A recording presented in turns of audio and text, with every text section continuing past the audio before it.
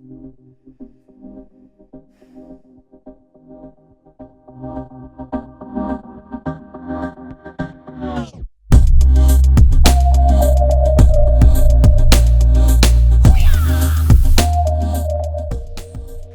what's going on? This is Kevin the Tech Ninja, and this is going to be a different video than I normally do. Normally you see reviews and all that stuff here, but right now this is going to be more of a vlog. Now I do have a vlog channel, which is Kevin's Duality. I'm going to link it down below. It's also under suggested channels too, where I do more vlog stuff. But this was a very interesting thing that happened to me.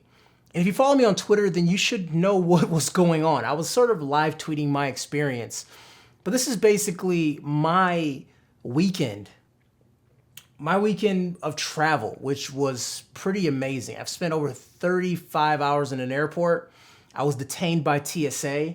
I had to buy 2 extra tickets because I was going to be stranded in St. Thomas. And it sounds like the beginning of a Jason Bourne movie, but it's actually my life. So forgive me if I backtrack or mistake some things, because it was all sort of a big blur to me because I was in the middle of airport terminals all day. So let's begin. Let's begin with Wednesday. Wednesday is when I left to New York to go to the Samsung event.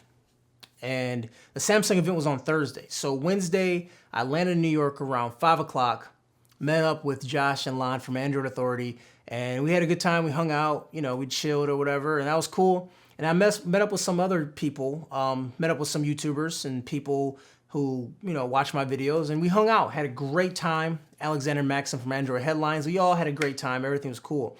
I got back to the apartment that I'm sharing with Dom Esposito, and then we started working on some things for the note. We're just, writing some stuff down, getting our thoughts together and all that stuff that you do, preparing for a show.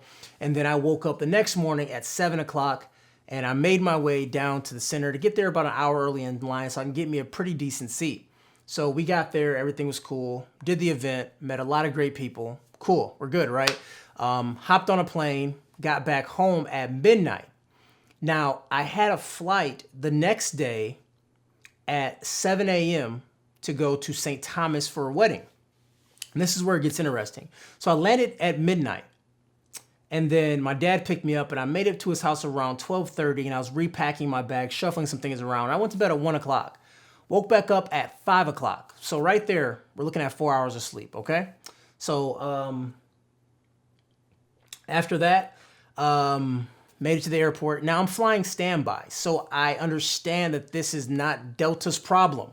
I'm the first to admit it. This is not Delta's fault for what happened. I flew standby. I'm accepting the risks of flying standby. I get that. My buddy has he works for Delta, so he gets buddy passes. So I'm able to fly for cheaper. It was $300 versus $1,200, and I took the $300 option.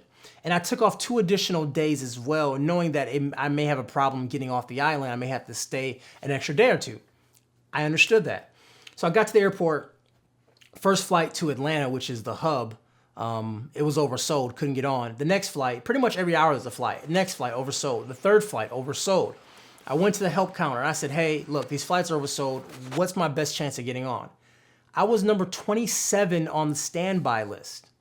And the next few flights coming up were oversold or only had 2 or 3 seats open. So instead of waiting at the airport, they said, you know what, that 8 o'clock flight, you have the best shot at getting to the 8 o'clock flight.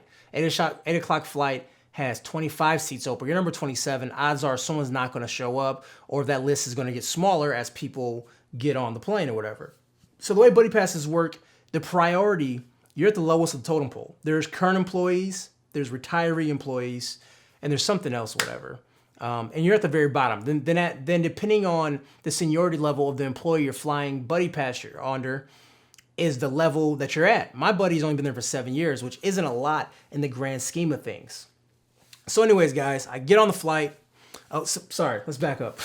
Sorry, it's been a lot going on. So I get back, so I actually leave the airport, go to my dad's house, who lives really close, and we got something to eat. I took a quick cat nap, and then we got back up. I got back to the airport at 6. So that's about 3 hours. Got back to the airport at 6, went through security, and then when trying to go through security, they ran something on my hands. I was randomly selected, and they ran something weird on my hands where they could determine if you had explosives. And guess what happened? The explosives went off. Yeah. I'm not sure why. Maybe because my YouTube video is fire, or I don't know what it is exactly, but the explosives went off. And they asked me a series of questions. Then I had to go in the back room and they had to pat me down. They did the three-way swipe. If you ever been pat down by TSA, the dude, you know what it is. They did the three-way swipe on the back of their hands where they swipe your junk with the back of the hands like it makes you feel better. So my junk was swiped. He was impressed. And yeah, that was pretty much it. And they went through my bags and stuff. I had to fill out a questionnaire of what I was doing and all that stuff like that. It could have been my cologne that shot it off. I don't know what it was, but it really sucked. And that's just the best way I could put it. It just really, really sucked. So yeah, I made it back to the terminal. I got to the first flight, which was 7 o'clock, which I knew I didn't have a chance of getting on. Didn't get on. 8 o'clock flight. It was a good chance I would get on, but it wasn't 100% yet. It went down to the wire. I was the last person to get on. Well, I was the second to last person to get on the plane. So I made it to Atlanta. Now, they only fly to St. Thomas from Atlanta 3 times a day. And I missed those 3 flights. I already missed them. So yeah, I was going to take a nap in the Atlanta airport. I would have to be in the Atlanta airport. I landed in there at 10:30 and I would have to be there. The next flight was at 9 o'clock. So from 10:30 p.m. to 9 a.m., I'd have to be at the airport laying down or whatever. So I got on Periscope talking about my airport setup, which was actually a joke, showing you how I'm sleeping in the terminal. Now, a lot of people are saying, why don't you get a hotel? And I get it. I understand why you would ask me to get a hotel. I can afford a hotel. That should be fine. But I've already spent a ton of money already. I'm spending money for this resort that I'm going to already, and that I missed a day of already. I missed a day of this resort that I'm spending a lot of money for, by the way. I paid for the flight. I was in New York, had to get a hotel. I mean, I've spent a ton of money as of late, and I don't want to just spend money willy-nilly. Like, I was like, you know what? I could thug it out. I'm from Detroit. I can sleep in the airport terminal, right? So I had everything set up. I got on Periscope talking about it. And then Slick Wraps, one of the companies that I work with, they hit me up, was like, hey, man, we'll pay for your hotel. Give us the price. We'll shoot you the money. I was like, seriously? Like, yeah, we'll take care of you. So I walked over to this little spot they have in the airport called Minute Suites. And the lady at the Minute Suites was like the nicest lady in the world, and got me set up in one of these suites. Now, the suite is tiny, but it had what I needed. It had a TV, had ample wall outlets, and it had like a little bed I could sleep in. So I did that, and it was great. I was in the Minute Suite, and I was okay with that. And then I got out of the Minute Suite around 7 o'clock in the morning, got me some breakfast, and proceeded to the gate. And this was the flight Atlanta to St. Thomas.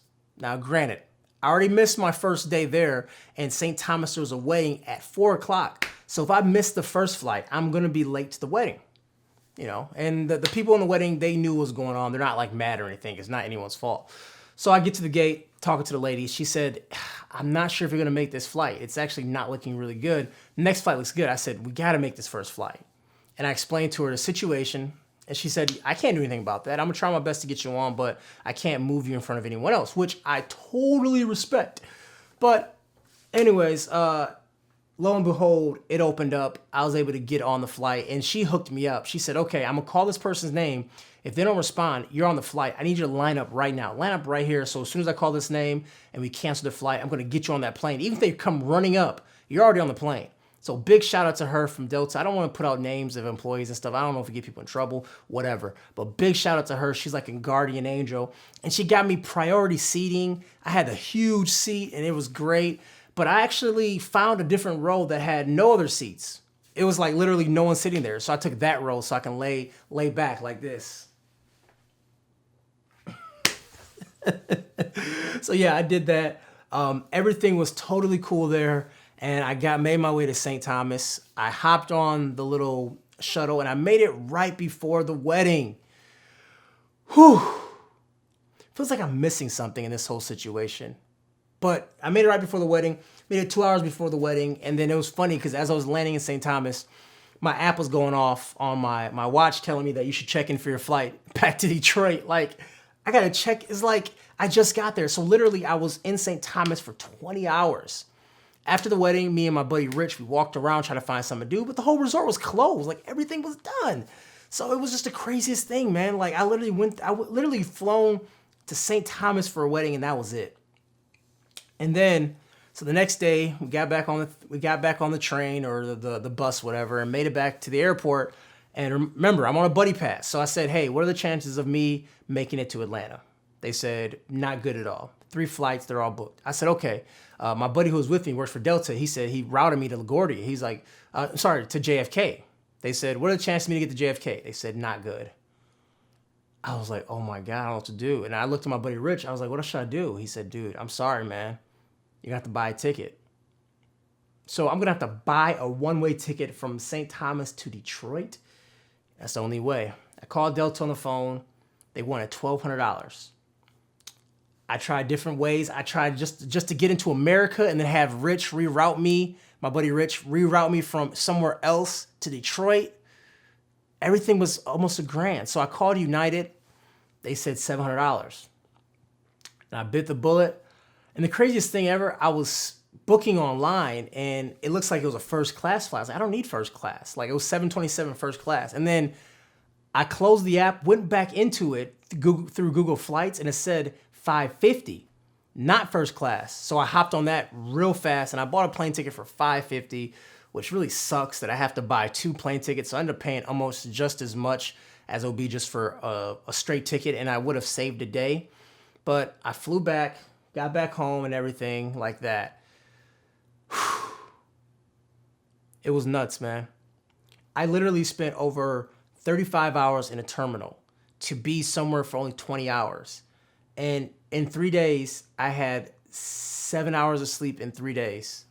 So the moral of the story, guys, is that buddy passes suck. I don't want to see an airport for a very long time. But everything beyond that is cool, guys. I had a lot of fun. I want to give a big shout out to Slick Raps, obviously, for really helping me out through this whole ordeal, getting me that room that I wasn't going to pay for. Big shout out to Scope Squad. You guys are watching right here. Scope Squad, give you guys a huge shout out, man. You guys made it worth my while, made it really fun. And it was just really cool to see the community get together and make memes of me and all this crazy stuff, man.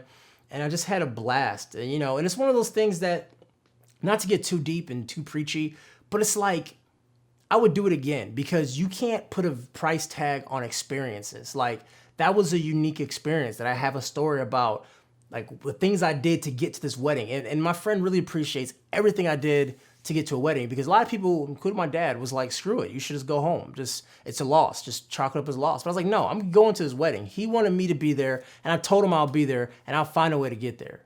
And I did. A lot of people helped along the way. The person from Delta was an angel, and she really made my experience a lot easier. Slick Raps, as I said, put me up in that room, which is really good. And my fiance was super supportive. So the moral of the story is, I don't know, the moral story is pack your patience when you travel. And if you do a buddy pass, don't go to an island because you might get stuck. As always, guys, my name is Kevin the Tech Ninja. If you like the video, thumbs up. This is really different. This is a change of pace. I want to do something different, do something a little fun, and hopefully it came out pretty good. Anyways, guys, I'll talk to you guys later, and check me out for more reviews and hit that subscribe button if you're not subscribed to me already. Peace.